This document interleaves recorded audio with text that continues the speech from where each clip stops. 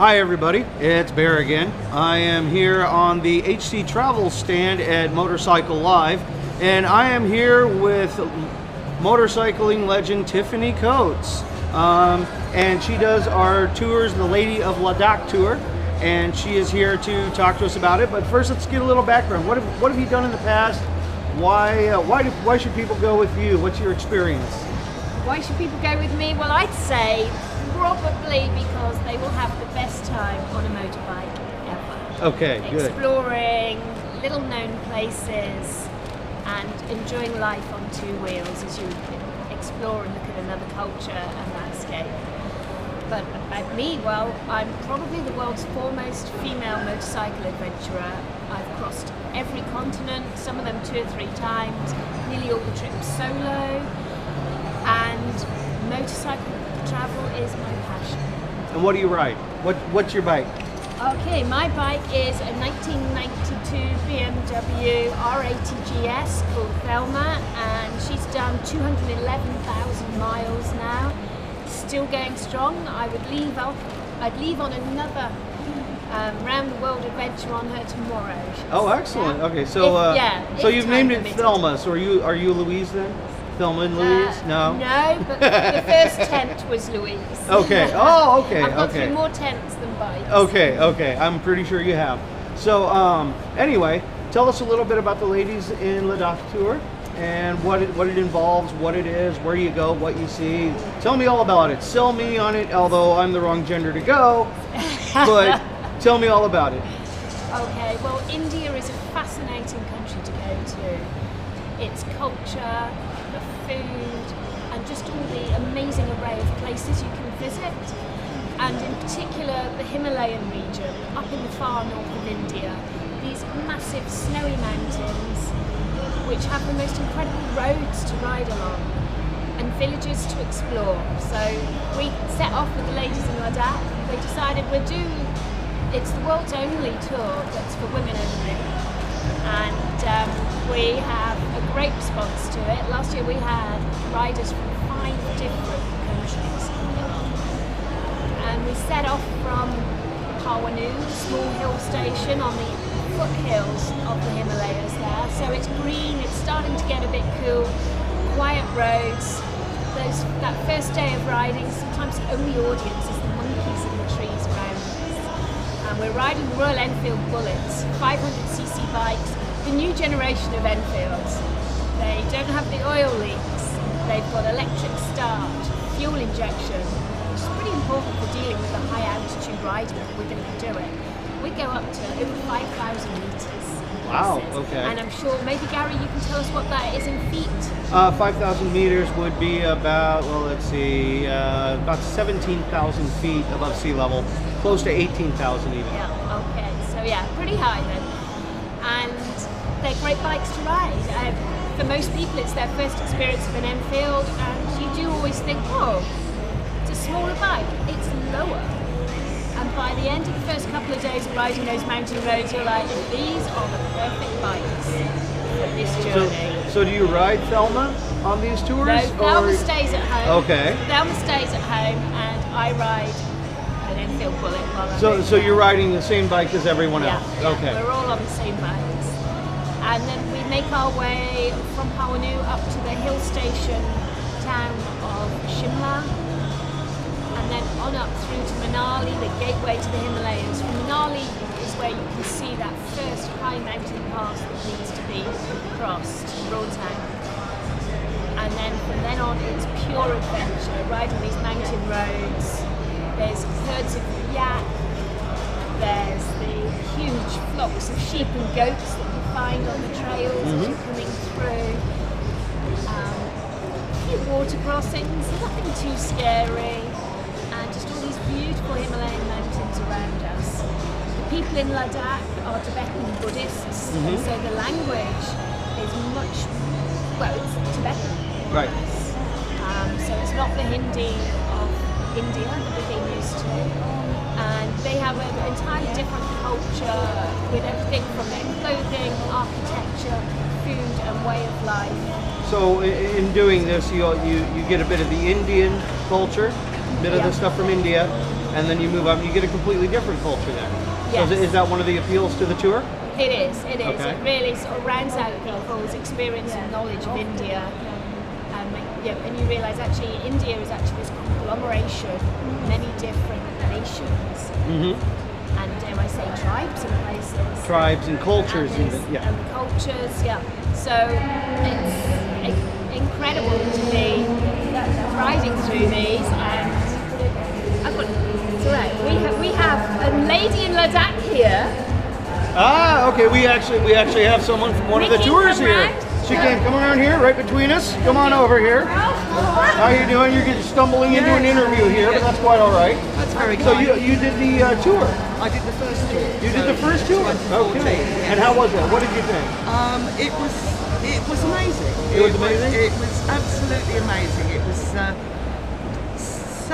Tiffany was marvellous, I have to say. Oh, She okay. gave us so much confidence. It was brilliant. I'd not done a lot of off-road work before. Okay. And for me to have somebody who really gave us strength and confidence and was so confident herself, it made the whole experience absolutely fantastic. So was it a bit more reassuring just to go with a group of women instead of maybe just a mixed group? Yes, I think that's what really interested me. Okay. Was to actually go with a group of women, because I wasn't 100% sure how my riding capability would stand up alongside a group of men who might want to be actually pushing it a bit harder than I wanted to. So there wasn't any gender pressure coming from someone else or anything like that? No? No, obviously. Just your own Other sorts gender. of pressure, maybe. Yeah, other sorts. Okay. Yes, All no, right. it was marvellous. Okay, great. What did you remember about it? What is the one thing about it that really sticks out in your mind? That one day of riding, or that one part that you still just remember as going, oh wow, this is amazing. What was that? I would say the Nubra Valley. Okay. It's so remote and so beautiful. It's actually heartwarming to realise that there are still places like that in the world. Okay. Yeah. Okay. Well, great. Excellent. And I actually wasn't very well when I was up there. I'm suffering a bit from altitude sickness. Okay. Well, she took good care of you because you're back here. Yes, absolutely. Absolutely. Okay. Good. Okay. Excellent. Is that all right? Oh no, wonderful. Thank you very much. Thank you. Appreciate it. So, Yeah. Okay. Take care. anyway, so and the same question applies to you. What is the one part of the tour that just speaks to you? The one part that says, yeah, this is it. This is why I'm here. I would say it's as we cross over that first high mountain pass, so Rotang Gran, which is just below 4,000 metres. We come over that pass, and suddenly there's this whole expanse of us, of mountains, snow-covered summits way into the distance, and the green valleys in front of us, and these little roads snaking along the valley sides, and it's just like, wow, it's a whole new world. We've crossed we're leaving some of the tarmac behind, and it's suddenly entering this entirely different looking place. Well, great. Now it's how did this year go? Because you had a great tour this year, from what we hear.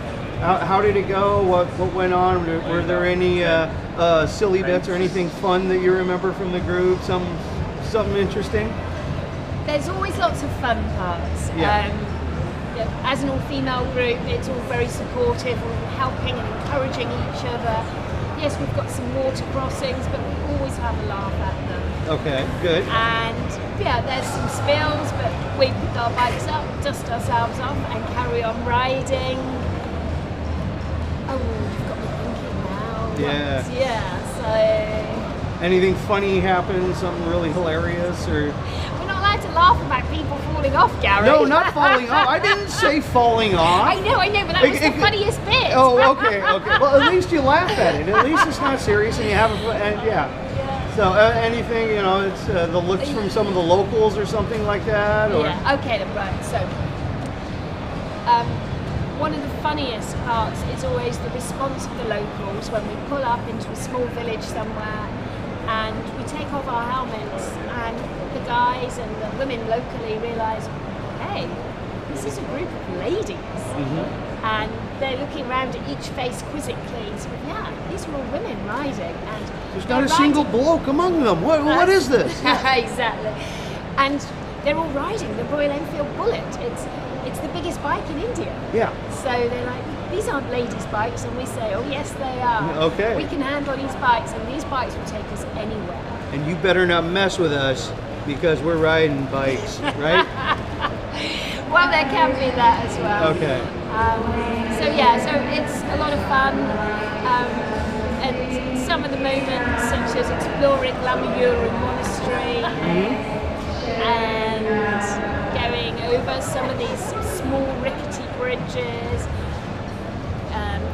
doing the high altitude glamping. So that's camping, but with a luxury element. The glamour camping. With real bedrooms, ensuite bathrooms, room service if you want it.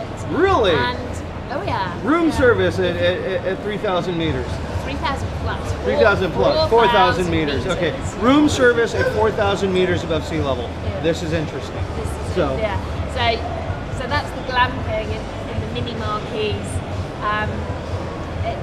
It's something you've got to experience to be able to access some of these high altitude places. There's no towns, no infrastructure, no buildings. This tented encampment springs up every summer, specifically to house the travellers coming through. Okay. Excellent. All right. Well, what do you have planned? What's going on? What's the future for Tiffany?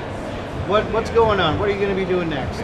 So, right, next up is a return to Ladakh next year, so that's 2016. We'll be riding there again, so that will be another women's group. Okay. So, come on, get on your bikes, get the application form done, and let's see you out in India to ride the Himalayas with me again. Excellent. Okay, and yourself, what do you have planned next? What are you going to be doing next? What am I doing? I've got a return to Siberia. It's a bit cold there. You're whinging about Birmingham being cold this morning. And walks out of the hotel. Oh, it's cold. It's cold. And you're going to Siberia. Yes. Okay. All right. I'll be riding Siberia. I'll be riding it with every layer on underneath my bike jacket that you can imagine. Really, so when I stop in places and I start taking the layers off, and people say, "You're a lot smaller than I thought you were." At the beginning, you look like the Michelin Man. Oh yes. Yeah. Okay. Oh, yeah. Okay. So that by the end of the day, you're down to just riding in a t-shirt and jeans, right? Always my bike gear on top. Okay. All right. Always good. my gear on top. But yeah, Excellent. Siberia, I'd say it never gets warm enough to wear just a t-shirt. And Okay. All right. Well, maybe sometime in August, one day out of the year.